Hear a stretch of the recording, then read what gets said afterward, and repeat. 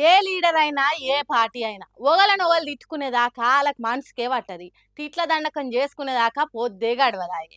అట్లనే హరీష్ రావు సార్ అన్న మాటలకు కోమటిరెడ్డి సార్కు కోపం వచ్చినట్టున్నది. ఇగో ఎట్లా కౌంటర్ ఇస్తుండో చూడరాదురి. సాగర్ నీళ్లు ఆంధ్రాకు పోతున్నా సర్కార్ మొద్దు నిద్ర పోతున్నదని హరీష్ రావు సార్ అనే వరకు మంత్రి కోమటిరెడ్డి వెంకటరెడ్డికి కోపం వచ్చినట్టుంది. మైకు ముందటికొచ్చిండు. అదే ముచ్చట మాట్లాడుకుంటా. 15వ తారీఖు వాళ్ళు జీతాలు ఇచ్చేది పెన్షనర్స్కు ఎంప్లాయీస్ మేము 1వ తారీఖు శాలరీస్ ఇస్తున్నాం.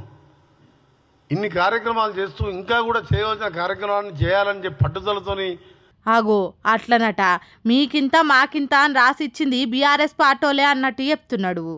మా ముఖ్యమంత్రి గారు ముందుకు పోతుంటే దీన్ని ఈ విధంగా రాజలింగమూర్తి గారిని హత్య చేయడం క్లియర్ కట్గా ఉన్నది.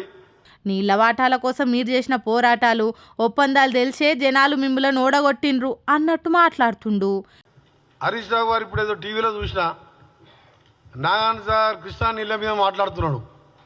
ఏమేమో నువ్వేమన్నా మనిషి మానవత్వం ఉందను మానవత్వం ఉన్న మనిషివేనా? నీ ఎక్స్ఎమ్మెల్యే చేసిందంతా మీరే, ఇప్పుడే అన్యాయం జరిగినట్టు మాట్లాడుతున్నారు అన్నట్టు చెప్పుకొచ్చిండు. కానీ ఒప్పందాలు ఎప్పుడు జరిగినా మన వాటా నీళ్లు పోతుంటే ఊకోవద్దు కదా సారు అని రైతన్నలు అడుగుతున్నారట. వాళ్ళు నిజంగా ఒప్పందాలే వేసిండ్రు అనుకుందాం, మీరు నీళ్లు పోకుండా చేయాలి కదా, అదే ఎందుకు చేస్తలేరు అంటున్నారు నీళ్ళ ముచ్చట తెలిసిన వాళ్ళు. మీరు ఎంక్వైరీ చేసుకోండి. సాయంత్రం లోపల అక్కడ మీ రిపోర్టర్కి చెప్పండి. అలా భార్య బిడ్డలతో ఇంటర్వ్యూ తీసుకోండి. ఎవరన్నా ఆయనకు శత్రువులు ఉన్నా అంటే రాజలింగం ముందు ఒక మనిషి కూడా శత్రువులు లేరు ఆయనకు. ఎవరు చంపుతారు ఆయనని? అంత కిరాతకంగా ఎవరు చంపుతారు? కేసు మన 11/2 ఫిబ్రవరి 2 రోజులు ఉండే.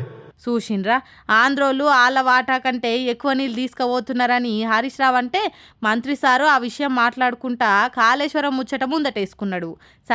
అది సరే కానీ ఆంధ్రోళ్ళు నీళ్లు తీసుకుపోతున్న దాని మీద ఎసోంటి పోరాటానికైనా సిద్ధం, ఏడికైనా వస్తాం అని హరీష్ రావు అంటున్నాడు కదా అని విలేకరు అడుగుడుతోని మంత్రి సార్ ఏమంటుండంటే, ఆయనకు ఆస్తులు లేవు, పాస్తులు లేవు, ఏం లేదు, సామాజిక కార్యకర్త.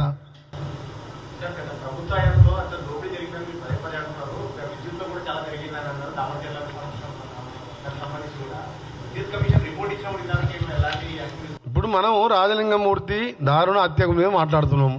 అటువంటి పాలమూరిని మర్చిపోయి కమిషన్ వస్తానికి లిఫ్ట్ మీద లిఫ్ట్ ఎవరన్నా పైన తుమ్మిడేటి దగ్గర కడితే గ్రావిటీతో కిందకు వస్తాయి. చూసిండ్రా, అవును ఎక్కడికైనా పోదాం, ఆంధ్ర సర్కార్ మీద కేంద్రం మీద పోరాటం చేద్దాం అని అంటలేడు. ఆ పార్టీకి ప్రజలు బుద్ధి చెప్తారు, ఈ పార్టీకి బుద్ధి చెప్తారు అని వేరే ముచ్చట చెప్తున్నాడు. ఏందో ఏమో వీళ్ళు ఇట్లా వాళ్ళు అట్లా అన్నట్టుండి తెలంగాణ ప్రజల పంటలు ఎండబెడుతున్నారు, నడుమిట్లా ఆంధ్రోలు నీళ్లు మలుపుకొని పోతున్నారు. తెలంగాణ వచ్చినా కూడా ఇట్లా ఇంకెన్ని రోజులో ఏమో పోన్రి.